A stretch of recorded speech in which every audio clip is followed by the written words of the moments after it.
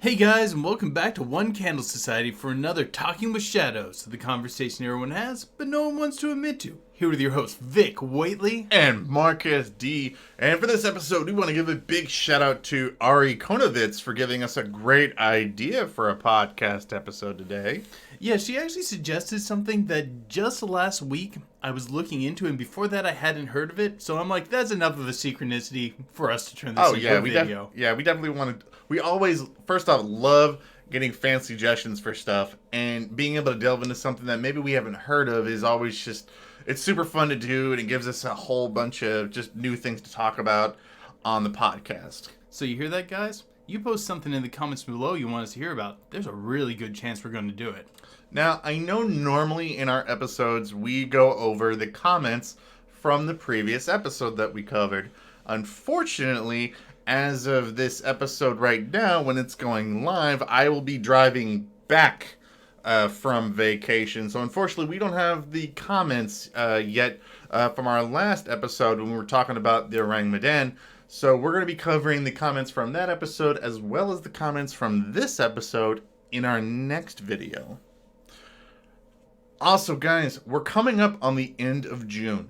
So we are still in need of names for our fan base. If you guys have been listening, we've been collecting names for our fan base throughout the month of June in order to compile our favorites into a poll for you guys to vote on what the name of our fan base is going to be. So this is a great, fantastic opportunity for you guys to get some last minute suggestions and for ideas for the name for our fan base. Do we want to announce some of our tops in the next episode, or do we want to give another episode after that? Let's announce some of our top runners. Yeah. So definitely in this episode, if you haven't already given us a suggestion for our fan names, make sure that it gets in the comments below, so that way your idea might become our actual fan name suggestion.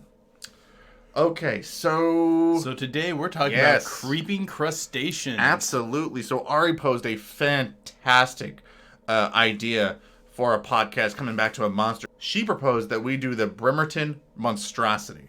So before she recommended this, had you actually heard of this? I had not heard of this one, which is surprising, seeing as how much I know that you love crustaceans and you love talking about cryptids. So, well, the thing is, I didn't know about this one until like about a week before the suggestion was made. Like, I had just simply recently come across this story, and when she suggested the name of it, I actually didn't recognize it offhand. I had to do a little bit of digging to be like, oh, yeah, I remember this. I was just looking into this. Yeah, like, I don't think you guys truly understand how much of a nerd for biology, but not only just biology, but like crustaceans and things like that Vic is. Oh, crustaceans and amphibians. I love the hell out of those guys. Now, when researching this episode and researching this topic in general, most people would think that there's not a whole lot to talk about when you're talking about some sort of the crustacean cryptid. However, that is not true. We have a lot that we can talk about in this today. Yeah, and crustacean biology is really, really neat and a little complicated. So there's going to be some interesting stuff for us to talk about there as well. But I think that's enough teasing. Yes. Let's talk about the story. Let's get into the story. Okay, so our story takes place in 1948 in Bremerton, Washington. Now, Bremerton, Washington at the time of this story has about a population of about 80,000. Because sitting in the city is also essentially a naval base where they worked on ships. So in this town, there's a woman named Virginia Staples. Now, Miss Virginia lives in an apartment complex, like a lot of people do, like in this time. And in her apartment complex, the laundry services for a lot of these things are in the basement. So many of the apartment buildings all have these basements that are underground that people go down into to wash their clothes, and not only wash their clothes, but also do baths and all sorts of other things that they do for their laundry.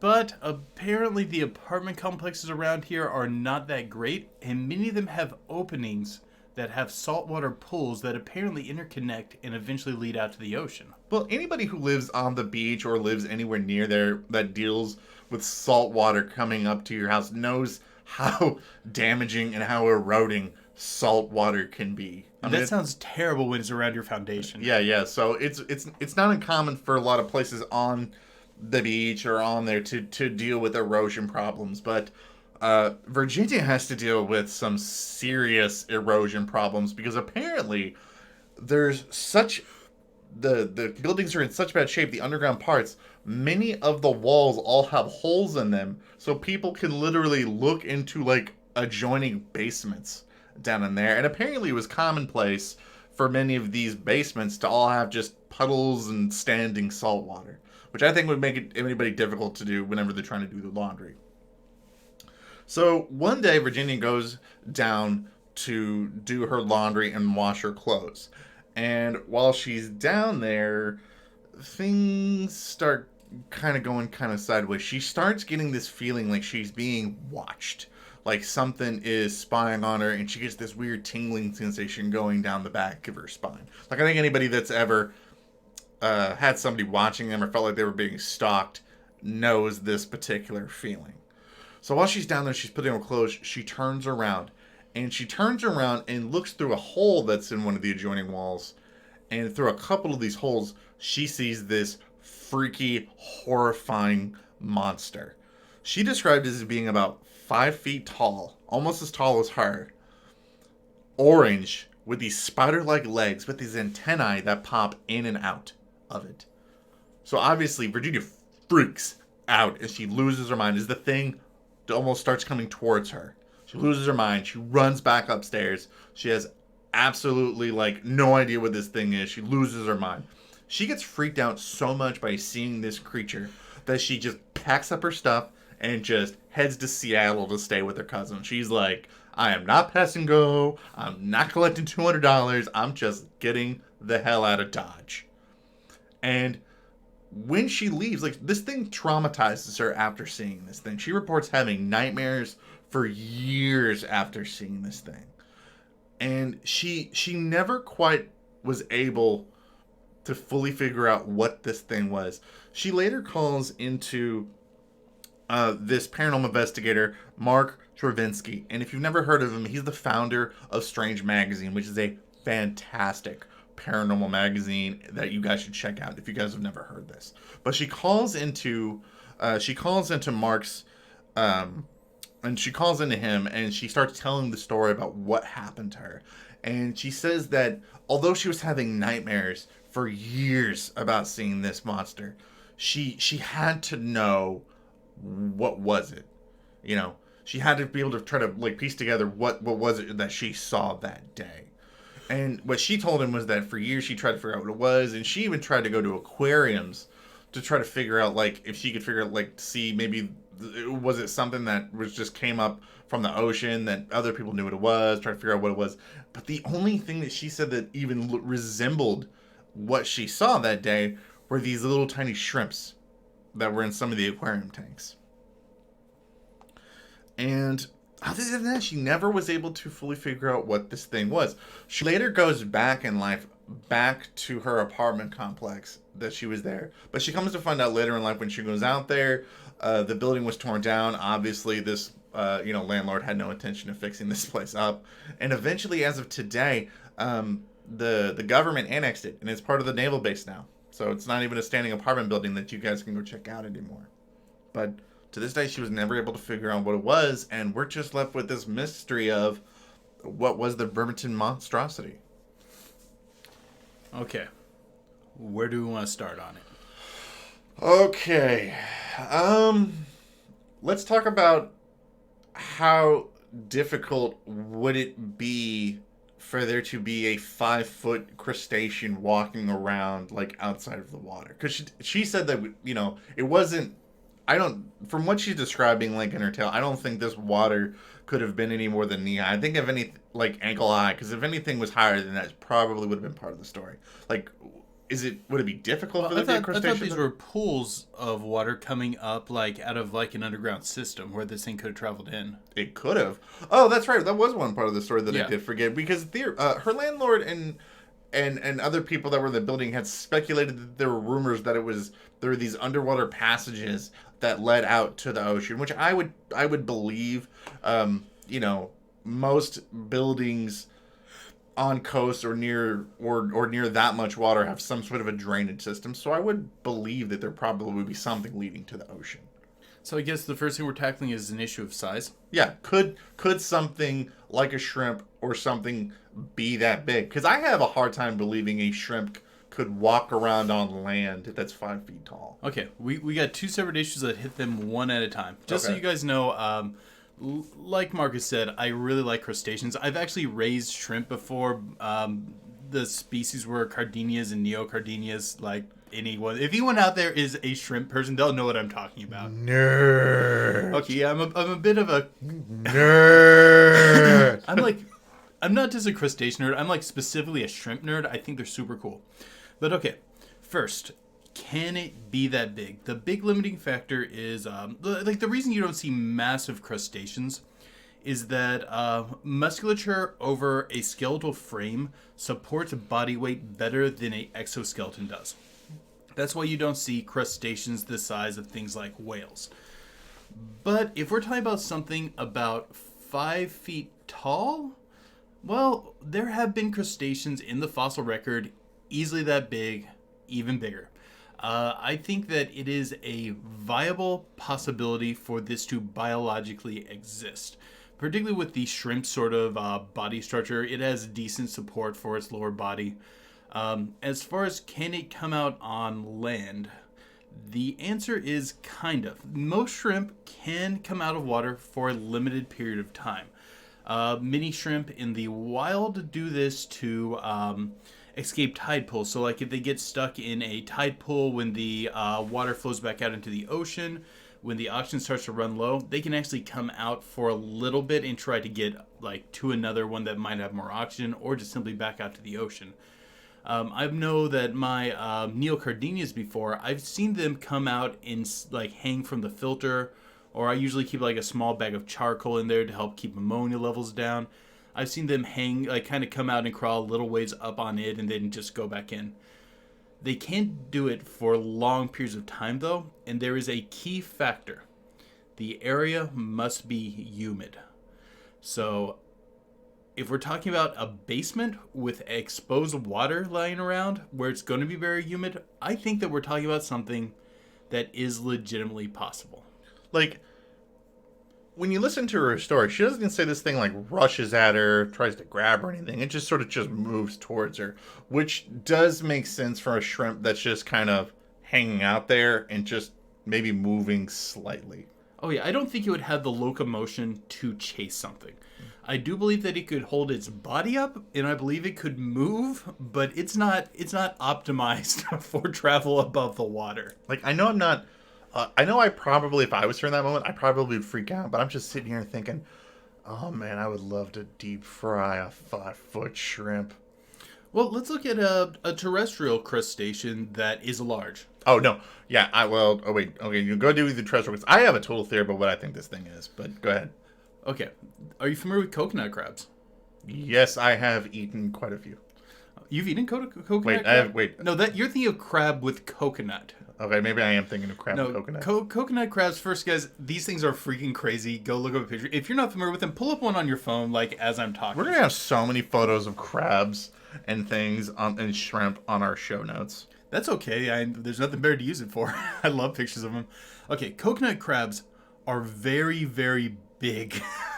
Like, these things can hang off trash cans. They can kill large birds. They are a big crab. Holy crap! Yeah, they are big and they can be kind of scary. They can eat cats and stuff like that. It looks like a facehugger from Alien. These things are fairly well suited for their environment. But the thing is, even though they're designed to move around on land, they're not super great at. They're more of a climber than they are like something that's going to chase you down. They Dude. have to rely on their. Yeah, he's looking at some of the pictures of how big Dude, they are. this one is literally on a trash can that sits outside. It is bigger than the trash can. It is touching the ground and reaching the top of the trash can lid. I'm surprised you didn't know about these. Jesus! It's technically not a crab. It's a form of squat lobster, if I recall correctly. But they can move fairly well, but they can't move super fast. So I would say we're probably talking locomotion along those lines. It's only an okay body shape. And this is in a much closer vein to a shrimp than it is to like a actual crab. It's being that they're called a squat crab, but it's really more of a lobster that looks crab-like. But they're closer related to, like, say, shrimp. With it being orange, does that pose as being a problem for being a shrimp? I remember shrimp like translucent or something like that. I've heard a lot of people say no, shrimp aren't orange. They just kind of turn that color when you cook them. And that's true about certain species of shrimp, but definitely is not true altogether. Shrimp come in a ton different colors. Look up a picture of a Sulawesi shrimp, and they are freaking crazily colored. I can't even spell Beyond that, I think the word's Indian in origin, but they can be many different bright colors. They can be orange. That's not an uncommon pigmentation for them. And even if they were, crustaceans are very prone to color mutations. Like lobsters can be bright, like freaking sapphire blue at times. That's just because of a pigment mutation. Some lobsters get a mutation where they're one color on one side and a different color on the other, almost like you bisected them and painted each side. They have very weird color mutations. So I don't think the color is something that's going to rule this situation out. They have the biological ability to be freaking bright orange if that's what they are.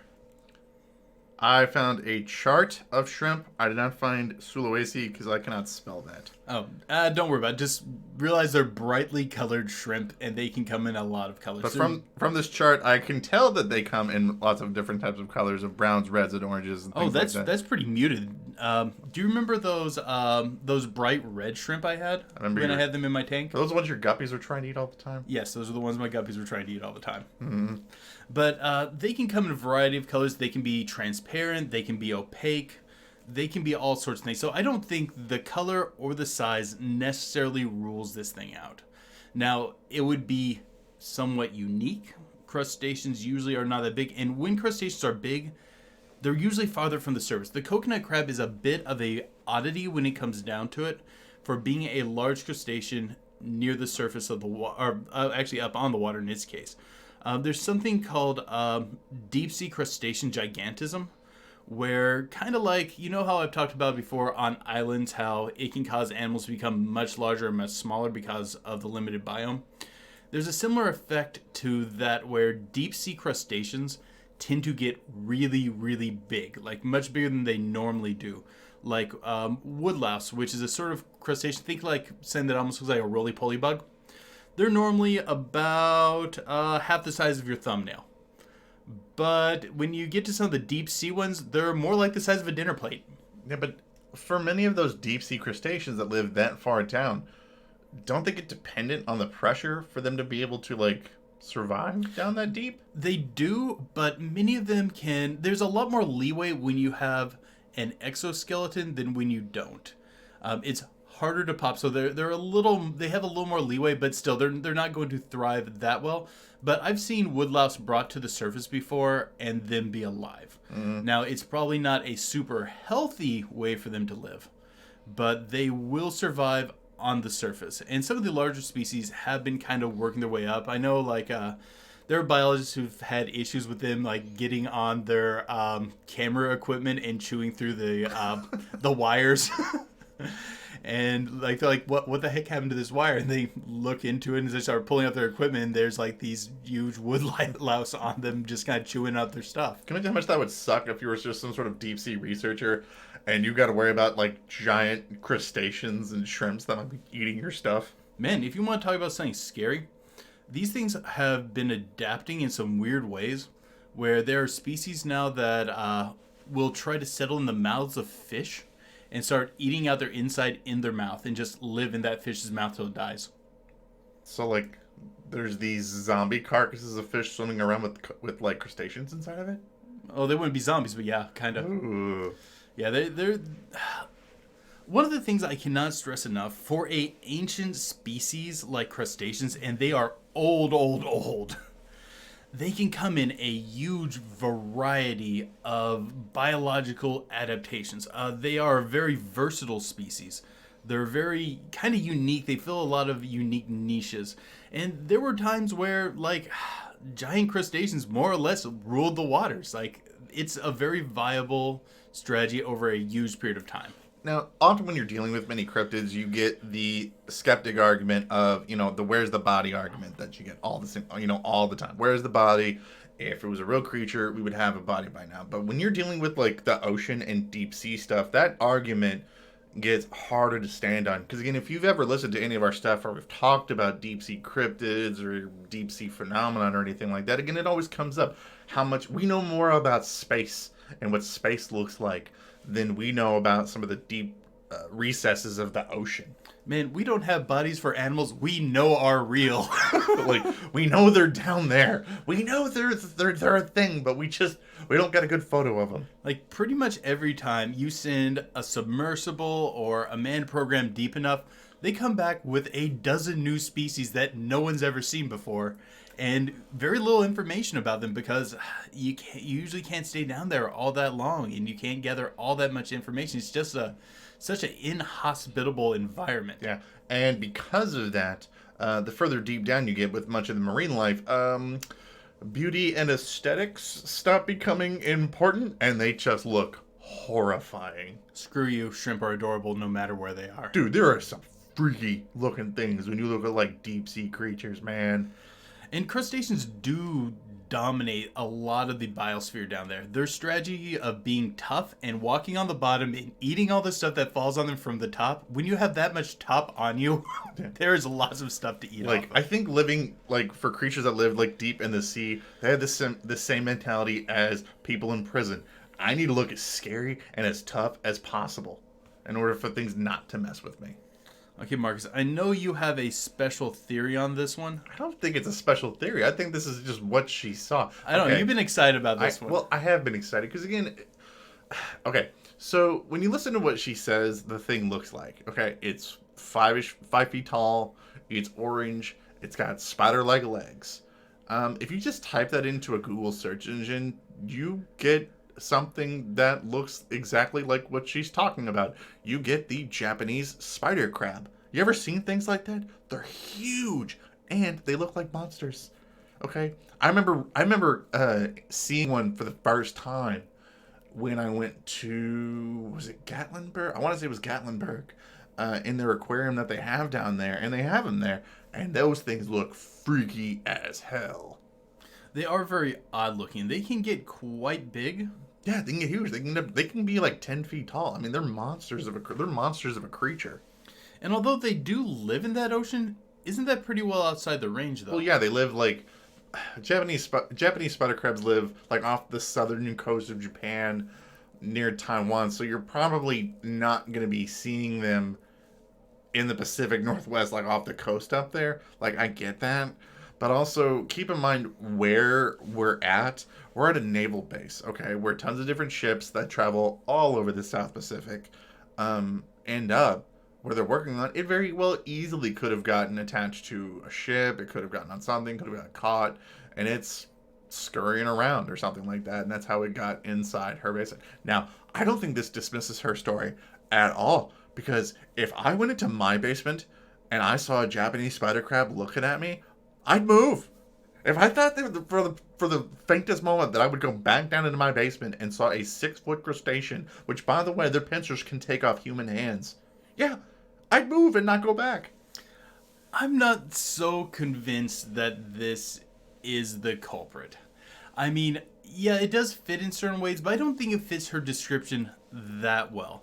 The only thing that really it doesn't fit super well to her thing is the antennas. Like, yeah, because they don't have like these big protruding antennae. And when she says they're moving in and out, I really think that she's talking about the feeding appendages that exist around the mouth. Yeah. But they don't have these big antennae. And also, I really think if it was a spider crab, she would have described the legs much more and say it had this super tiny body. Because proportionally, their bodies are very small. They're all freaking leg. Yeah, they are all leg. Like, I really think that would have come across more in the description.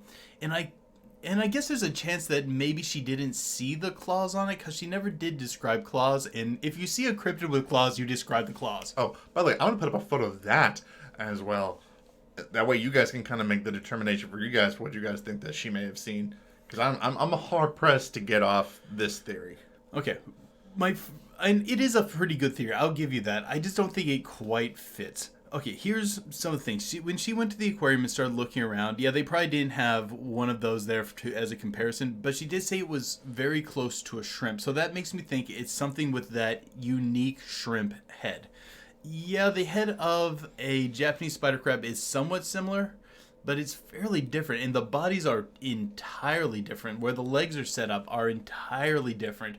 And my big thing is, to say that it looked like a shrimp have kind of distinct antennae, and they're not at all like a spider crab's.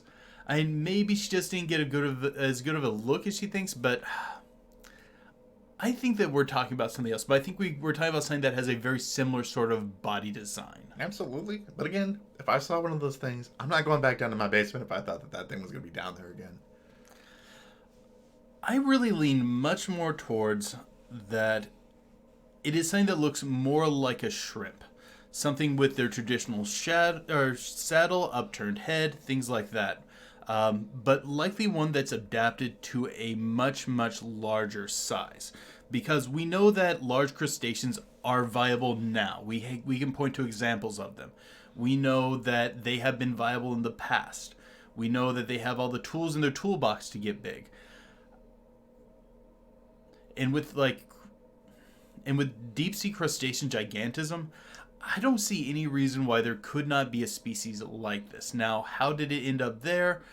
Probably kind of like the example with the spider crab, but with a shrimp, it's far more likely for them to just attach to something and travel a long distance that's more in tune with their behavior.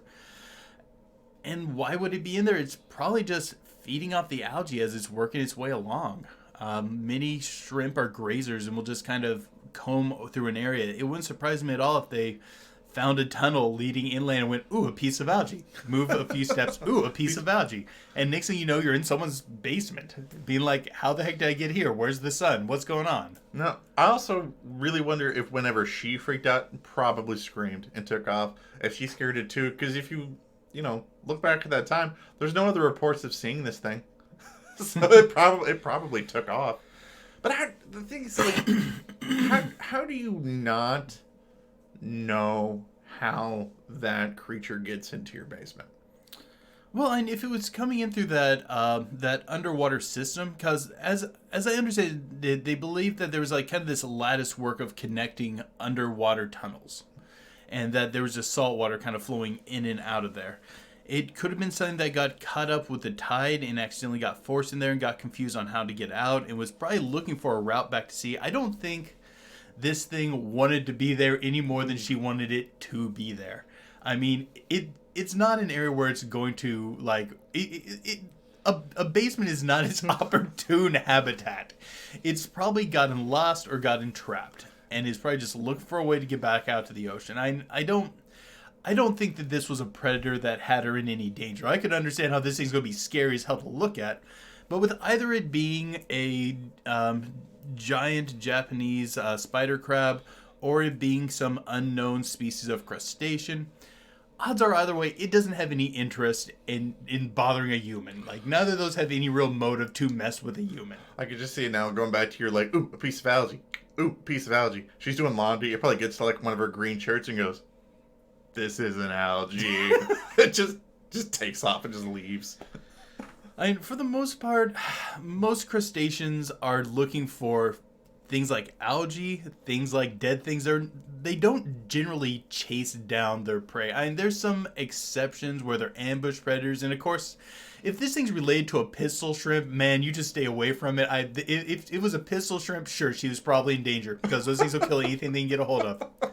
They punch literally so fast, they ignite the molecules in the water, causing a flash and a shockwave. Those things are nuts. Yeah, she probably didn't run into one of those. Yeah, she probably would have been dead. It would have punched her and she would have died. She probably ran into one of the crabs from Finding Nemo, and it's like, hey, like just because it's in her space, because it's in space. And I guess if it was a type of crab, not like a type of shrimp, they can be fairly territorial. And then maybe, but just watching like shrimp behavior, the only time I ever saw any of my shrimp become hostile is when a guppy would swim too close to their herd. And then they'd all just stand in a line and poke at it with their antennae until it just decided to swim away. Like, and props to our listeners, by the way, that listen to us from the coast, because there's absolutely no way that I could live on the coast and see these kinds of creatures, like, in and around my house and not just lose it. Like, here down in Evansville, like, down in the Midwest, like, we have our own just bizarre cryptids, like, you know, giant mutant catfish, some cephalopods and octopus and stuff that we're going to talk about a little bit later. I could not handle running into giant alien-looking crustaceans. What the hell are you talking about? I would love this. I would be all about this. I would be out there every weekend looking for these damn things. I would love to go hunt for a giant monster crustacean. I'm going back to that photo you showed me of that crab, and that thing looking like something like straight out of Alien versus Predator. Or I'd love to live in a place that had like coconut crabs, or on one of the places where there's the crab march, where all the crabs march from the sea and all the way across the island each year. That sounds cool. I would love that. But my point is more along the lines of, when it comes to crustaceans, you can see a huge amount of diversity in them. They're a very odd sort of species, and they handle things in very peculiar ways. I do not think that it is entirely inviolable for this thing to be a legitimate biological creature. I think we've established that, although we don't have a creature on record that exactly fits this, I think it's a design that would work biologically. Now, do you think that it was a crab, a shrimp, or are you just set on your Japanese spider crab theory? If it's not a Japanese spider crab, it had to have been something that she did not recognize. Again, I think when you live in a particular area, you kind of get used to kind of some of the weird creatures and stuff that you're used to. I mean, it's like people that live, like, you know, deep in the woods, that they're going to see a cougar. It's not going to freak them out because they know that they're there. People that live on the coasts know that these kind of crustaceans live out there. It doesn't freak them out. When we hear weird mutant catfish stories, we're not super freaked out. We still go down by the Ohio River. It doesn't freak any of us out. Now, you know, if Miss Staples is talking about seeing something that terrified her so much that she picked up left and went to another city, she's probably seeing something she is just not accustomed to seeing. And she probably is also telling the story to other people that live on the coast. And nothing that other people probably told her satisfied her to what she saw. And she still had that drive of going and looking out and trying to find out what this thing was. So she had to have seen something so alien that it just kept that drive in her mind. I tried to dig through the lore to see if I found something that quite fit this pretty well, and I simply came up dry. I came up with things that were much bigger than it. Like, there are these mythological sandwalkers, where they're like crabs the size of freaking houses, which is obviously bigger than what we're talking about. The closest thing I found was something from Japanese folklore called heiki crabs, and I might be missaying that, but a lot of the information I found on it was in Japanese, and I don't have access to the one person I know that could translate this for me right now. So I wasn't able to dig too much into it, but it did seem like it didn't seem to quite fit the description. Like the old, I think they were Edo period drawings of them, didn't quite look right for this. These looked way more traditional, like if you go to Red Lobster and order a crab, what you would get, except for bigger. Which, truthfully, did not seem to be what she's describing. I don't think she's describing something in the crab family. Maybe something in the squat lobster family would make sense, but I don't think it was something in the crab family. But I think that we can both definitely agree that it was some sort of fauna that was not accustomed to the area. Yeah, I think it's something that was alien in the sense that it was not local.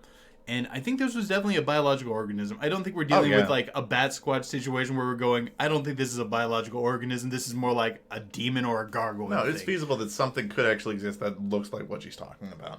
Oh, yeah. 100%. Now, there is a kind of a problem.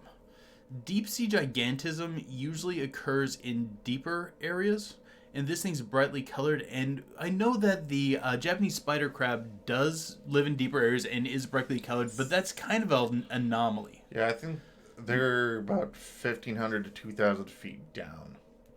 If I want to say, I mean, funny dude, and even like again, whenever they come up to shallow areas, they only come up to about 150 feet down. So they don't really come anywhere close to shoreline for any good reason.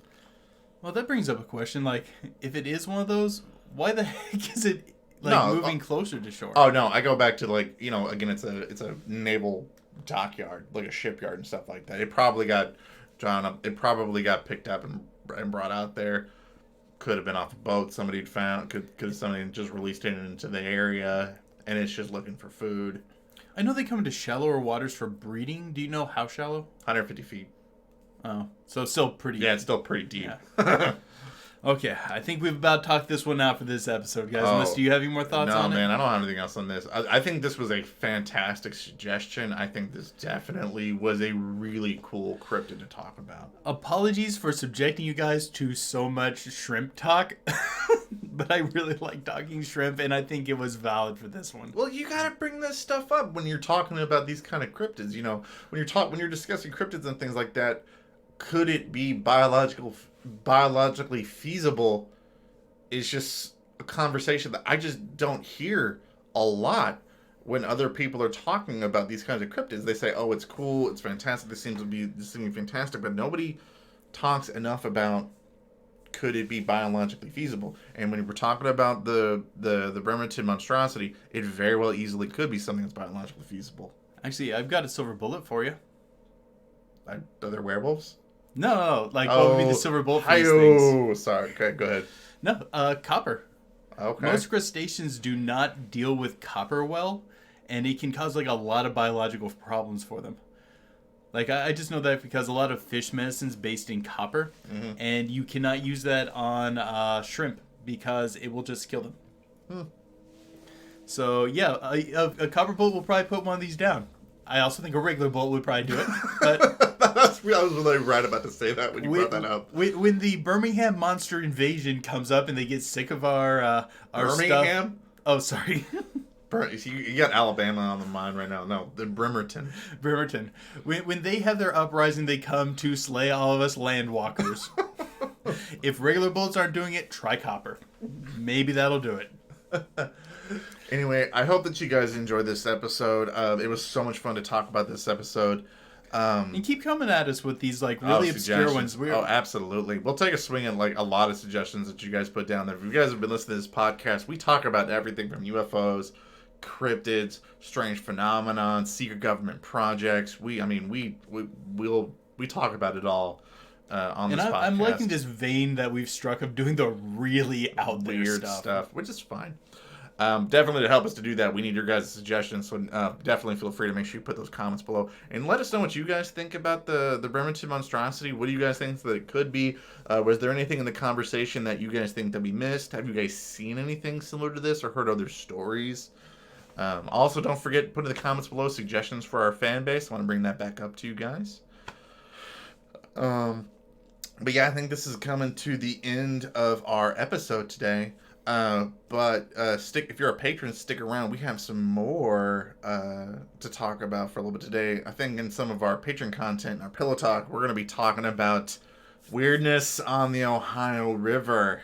You know, we're some Ohio River natives, so we've got some pretty fun, strange stuff to talk about for that. If you guys are interested in getting this content, make sure you guys go over to our Patreon and sign up so that you guys can get this exclusive patron content.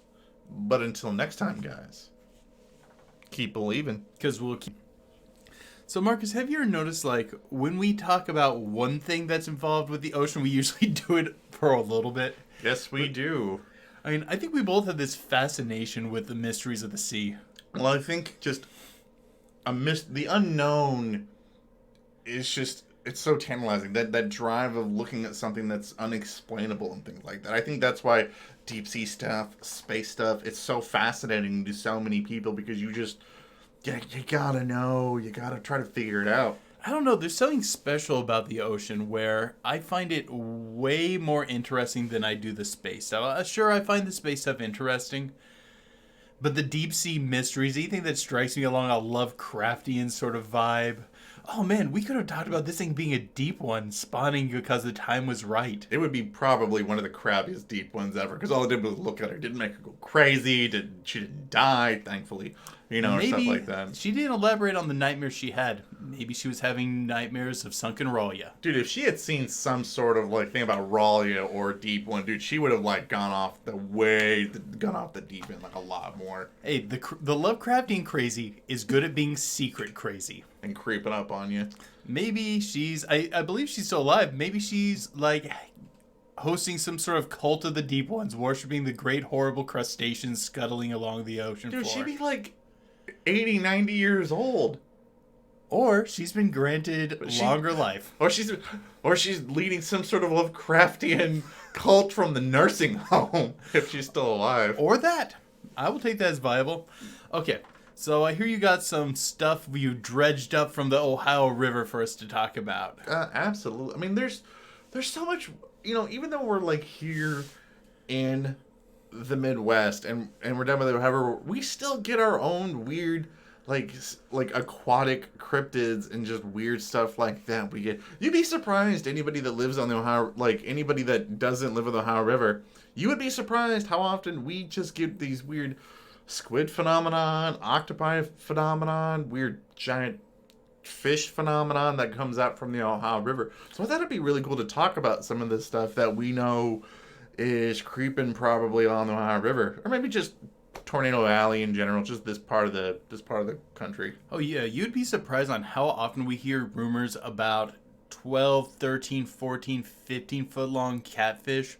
And the conclusion by any local that's hearing, they usually go, yeah, but I bet there's bigger down there. Oh yeah, deep sea rescue people, deep sea search, deep river search people that are here in our area talked about seeing just giant catfish. I remember one account of a guy talking about that he saw a catfish or something.